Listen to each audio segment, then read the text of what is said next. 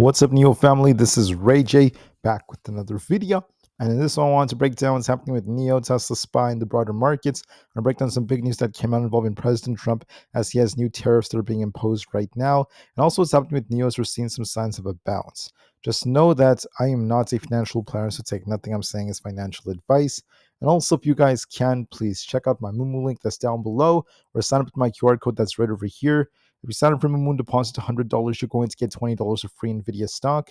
Deposits $2,000 to get $50 worth of the stock. Deposit $10,000 to get $300 worth, and deposit $50,000 to get $1,000 of free Nvidia. You'll also qualify for an 8.1% APY on invested cash, starting off with the 4.1% APY base rate plus a 4% APY extra for 3 months. And the offer ends very soon, so check out my link down below to get free Nvidia stock. Anyways, as far as NIO is going, we have a nice double bottom right over here. And as long as we don't end up losing this 4.6 area, we're favoring more upside for an attempt for 4.8. There could be a temporary push, at least so far as the market's trying to bounce, and that's a good sign. The market got a pullback today. We came down quite a bit, but then we held support, which could favor another bounce tomorrow morning. And then we're going to see if we reject or not off these levels. That's going to be very key for how we end up moving. But despite this, I do want to mention that there is the possibility that this could be developing into a flag or a rising wedge, depending on how you draw things out.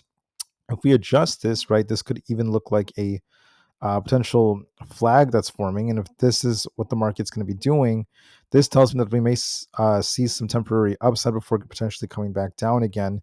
But this is all the market's really doing for the time being as we're waiting to see what happens with the tariff news and other factors like that. So what's happening with NIO? Honestly, there's not really much going on with NIO. We just have some talk about the ET5, which is getting a lot of attention. And then when it comes to the future, we're seeing different analysts saying that NIO has very, very awesome technology with swappable battery packs and very awesome products such as their ES8. And we're seeing the different analysts that have different views. Mizuho still has a $3.50 price targets, but there's other analysts that have $8 price targets. So very, very mixed views of NIO. And a lot of this is going to be dependent on what we end up seeing, at least for the longer term. So moving forward, different analysts do have some interesting targets, at least for the company. And further growth that's coming when it comes to their sales and such, we're going to be expecting a lot more expansions. And we want to see their sales really improve, at least for the later months of this year. So for the next couple of years, looking at some estimates of the revenue and such, going into like 2030, we are expecting an average price target of about $23 a share. So in the next couple of years, we are expecting this stock to run like crazy and could go even higher. That's going to be over a 400% return compared to where we currently are, but it could go higher depending on how long it takes for us to get profitable. For the short term, we're neutral according to Goldman Sachs, but the price-price ratio could climb a little higher as buyers continue to step in.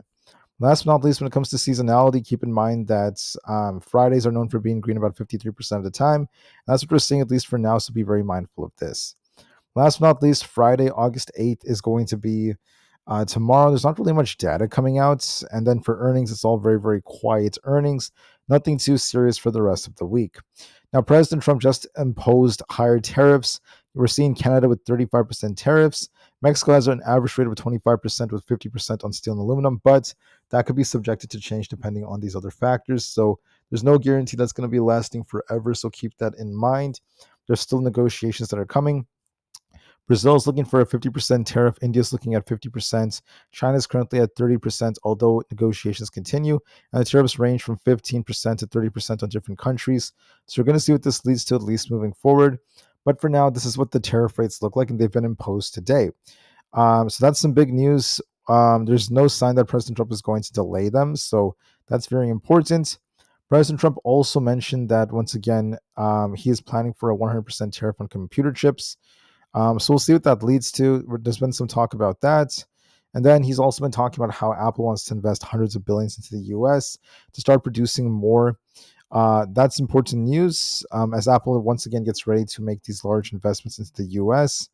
And then finally, he was also talking about how the reciprocal tariffs are now taking in effect. And once again, it's going to bring in billions in revenue for the US, but there will be negative economic consequences at the same time. There's positive and negative effects.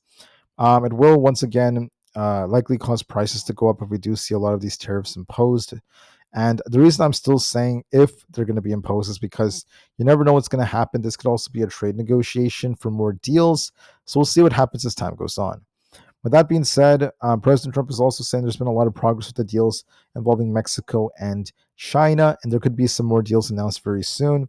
So, with that being said, as long as NIO does not lose 4.63, we're favoring an attempt to consolidate and eventually push for 4.8. I see potential in this so long as we don't end up losing 4.5. We could be looking for a nice bounce right over here. On SPY, however, as you can tell, we're bouncing off this support. So we came all the way down here and we're forming a flag, higher high, higher low, higher high, and higher low.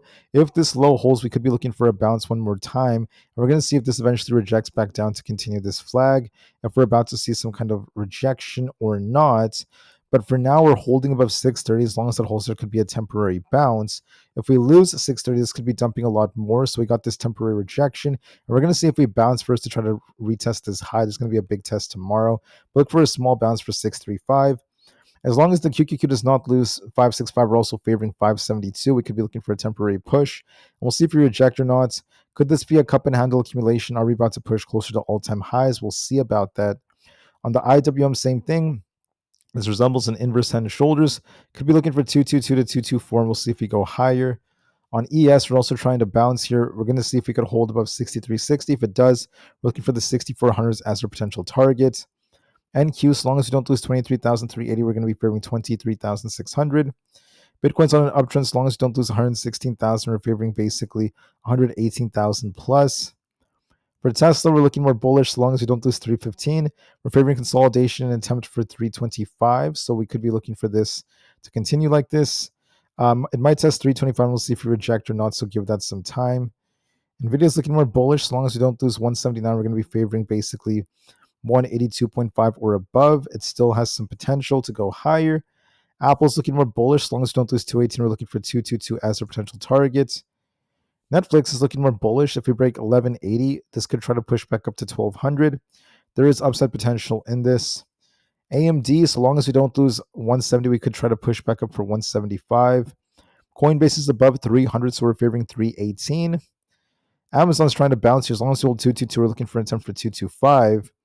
And then if Meta fails at 760, we're looking for a dip back down to fill the gap at 750.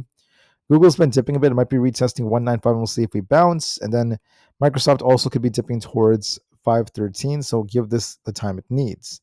So the market looks like it's going to bounce temporarily. Then we're going to see if we reject as the day goes on. But with that bounce potentially coming, this could help NIO as well push for 4.8. So I think there's a good chance of more upside. Looking at a potential inverse head and shoulders forming on NIO right here. We have like a left shoulder, head and right shoulder. And the fact that we're holding about 4.66, we could be pushing more. So with that being said, I thank you all so much for listening. Please have a great rest of your guys' days, and peace out.